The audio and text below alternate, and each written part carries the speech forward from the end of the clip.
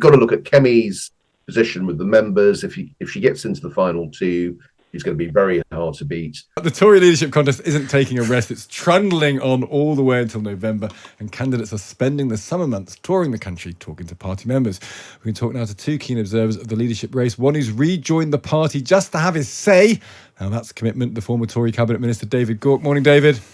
Good morning, Steve. And Peter Franklin is a journalist and author who's been reporting on the race. Morning, Peter. Morning.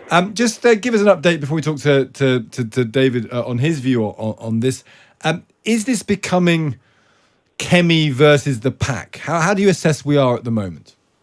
Well, the Conservative Home survey of members shows Kemi on about a third of the vote, and that's clearly ahead of her nearest rival, who is Robert Jenrick. Do you find, I read your piece about this, Peter, is striking that they are not having a big tear-up. They're so committed to unity, they're refusing to really say anything different. And I wonder if in the end that might be a false economy, as it were, because by keeping unity at the forefront, you're never going to get enough difference to separate people. And maybe better to have a big thrashing out of issues now rather than later. Absolutely agree. A huge opportunity is being missed. They've got an opportunity to get it all out. Even the sort of, the sort of tetchy, slightly sort of blame gaming stuff, it's there under the surface. They should get it over and done with now, and then with a new leader, move on later. But they're saying virtually nothing at the moment. And if you look at all their websites, it's as if they're plagiarizing one another. They're saying absolutely nothing to distinguish them. And surely that's the point of a contest.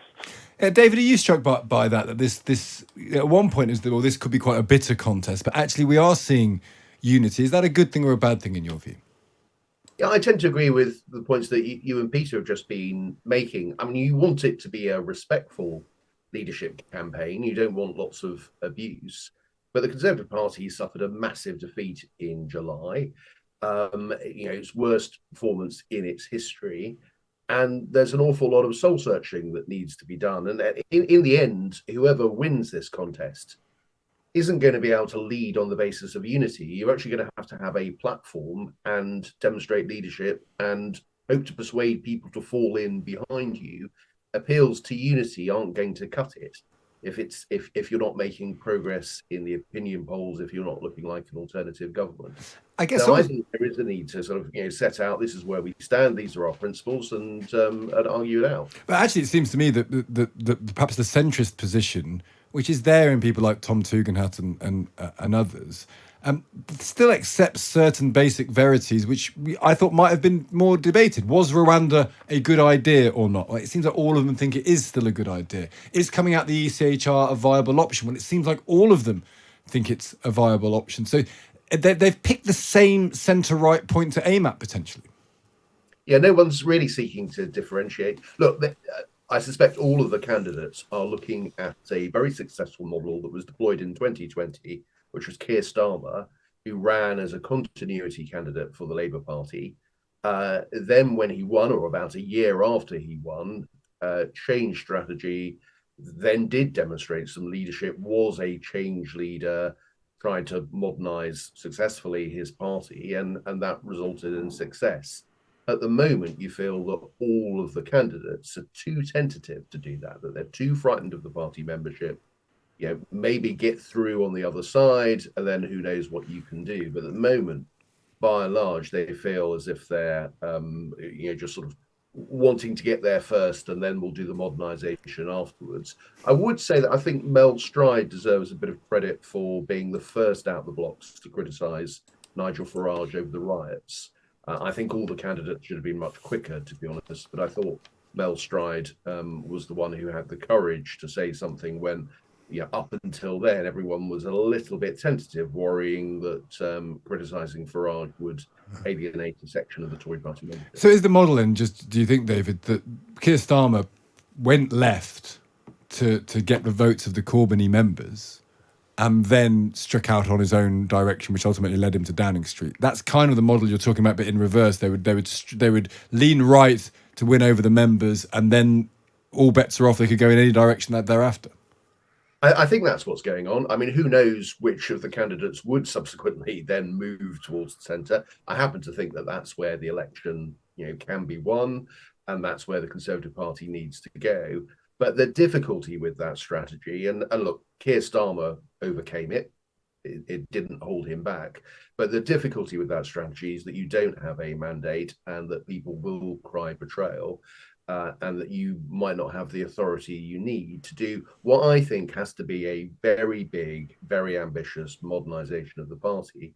And if we're looking at other parallels, go back to David Cameron in 2005 and his leadership pitch. Actually, he won permission for a change in the Conservative Party. He set out a modernisation agenda as a leadership candidate in a way that none of the leadership candidates this year are doing. Peter, do you think David Cameron probably wouldn't win this in a contest with this membership anymore? You wouldn't have thought that. Do you feel that the membership this is a membership that picked Liz Truss after all? Do you feel the membership was definitely pointing in one direction? I think it's wrong to blame the party membership.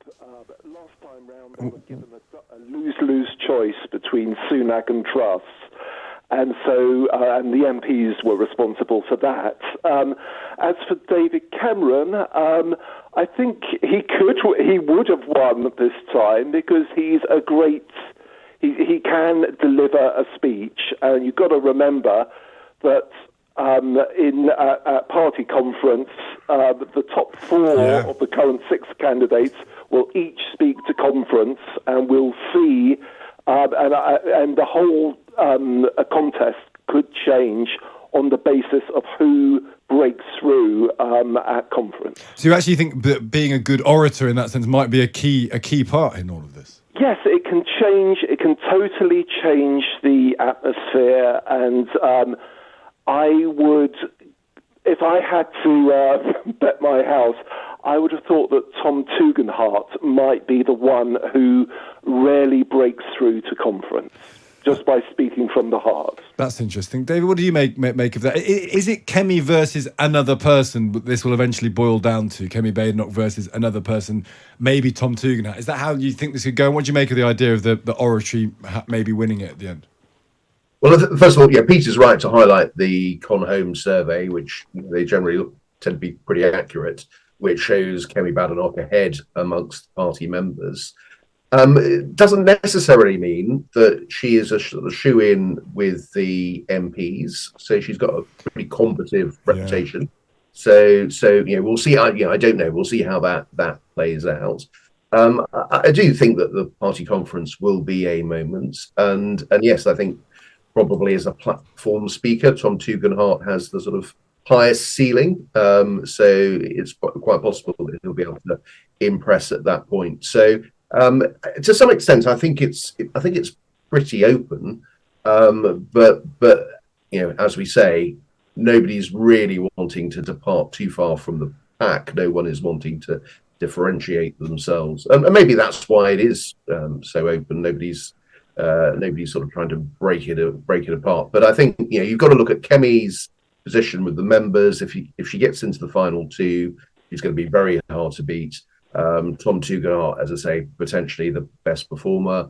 Robert Jenrick, I think, he wouldn't be necessarily my choice, but I think has clearly got some momentum and seems to be emerging as the candidate of the right. So he's got to be in with a decent shout. And have you made up your mind at all yet, David? Are you still waiting? I'm going to wait and see who the members are offered the final 2, and then take a view then. Okay. But I hope it's someone who will take the party back to a mainstream position on the centre-right, recognising that actually there's a lot that needs to be done in terms of putting the past behind us. Yeah, interesting stuff. Thank you both for joining us. That's David Gauke there and Peter Franklin talking about the Tory leadership race. Mike's got in touch to say, I'm a Tory member, met Mel Stride last night, having met all the other candidates in the past. I can honestly say that Mel was surprisingly good and very sensibly handled all of the questions posed to him. I think he is the one to watch. He's the one we've probably interviewed the most. He's the one everyone's interviewed the most. That's right.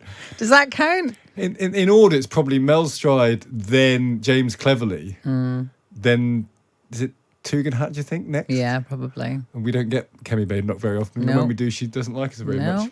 Tory leadership contender Tom Tugendhat says Britain must have a brutally honest conversation about the social unrest behind last week's riots. The shadow security minister will use a speech later to call for uncompromising force to be used against disorder, rather than telling police to go softly and make arrests later. His intervention comes after Yvette Cooper, the Home Secretary, said the riots were a sign that Britain had lost respect for policing. When I speak to Theo Usherwood, Times Radio's political commentator. Morning, Theo. Very good morning to you. Is this Tom Tugendhat trying to shed his image as a bit of a one nation wet? Yes, I think Tom Tugendhat is trying to do exactly that. I think and this, if you think back to comments he's made earlier in the campaign, where he said he'd be prepared to leave the European Convention on Human Rights, it's a similar theme.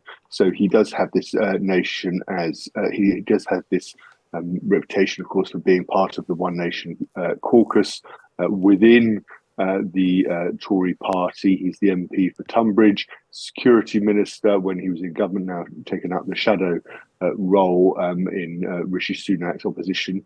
And he's trying to, of course, appeal and at least say that he can appeal to the right of the Conservative Party. At the same time, he's accusing Keir Starmer of a failure of leadership, because whilst he wants to take this hardline approach when it comes to policing, of course, Keir Starmer has taken the hardline approach when it's come to policing. So he doesn't, if you think back to Prime Minister's questions at the end of the summer, just before the summer recess, Nigel Farage was there crowing about he was the real opposition. The Tories were just pandering to Labour.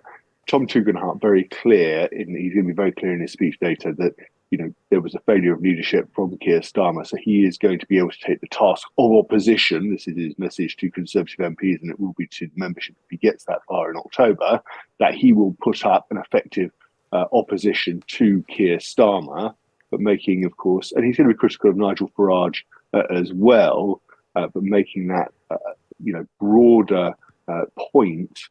That actually, when it comes to getting on top of the social unrest, we need to be, two things. We need to be able to crack down with the police very quickly, but also there needs to be a wider conversation about why it happened. And that opens the door to a conversation about immigration.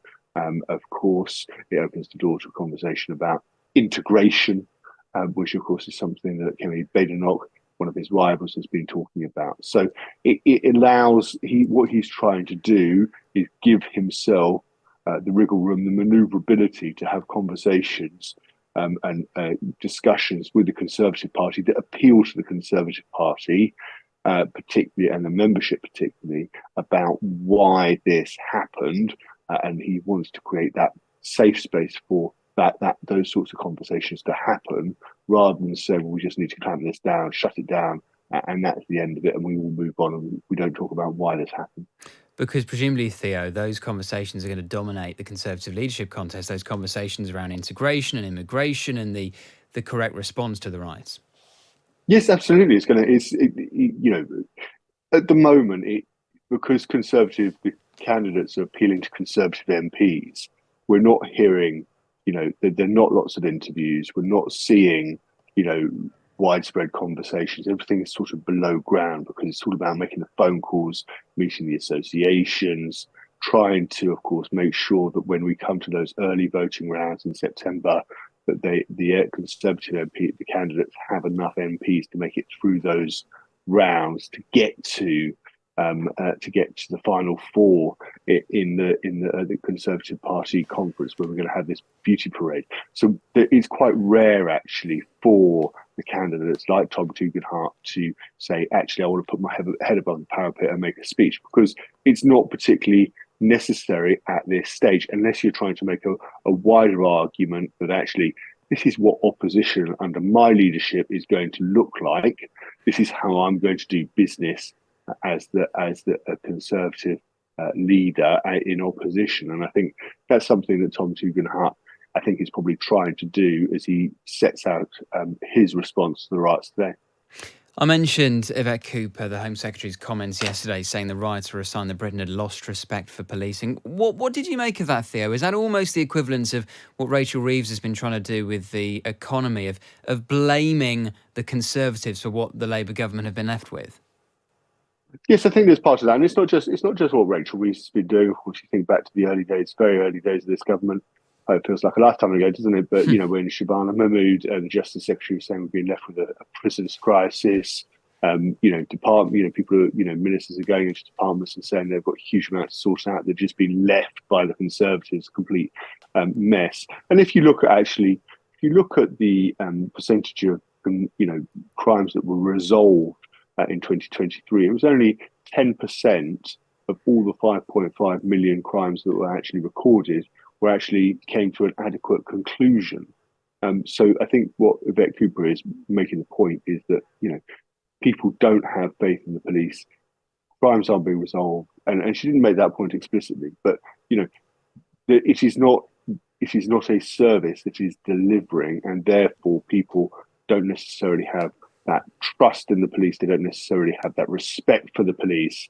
And I think if the police can get back to actually being seen as primarily enforcing the law, then of course respect for the police will return. But as we saw with the riots, it did take quite a long time before the police were able to stamp their authority on the situation and deal with the riots effectively, because we saw some really ugly scenes in places like Southport, Sunderland, Liverpool, Bristol, where people were going head to head with the police because ultimately they didn't have any particular fear of the response, or that they could end up in prison. And that was the modus operandi of Keir Starmer, was to say, if we catch you, we're going to put you in prison for a very long time. And the courts delivered on that. I mean, people went to prison for 2 or 3 years. These are not sentences of 5 or 6 weeks. That 2 or 3 years in prison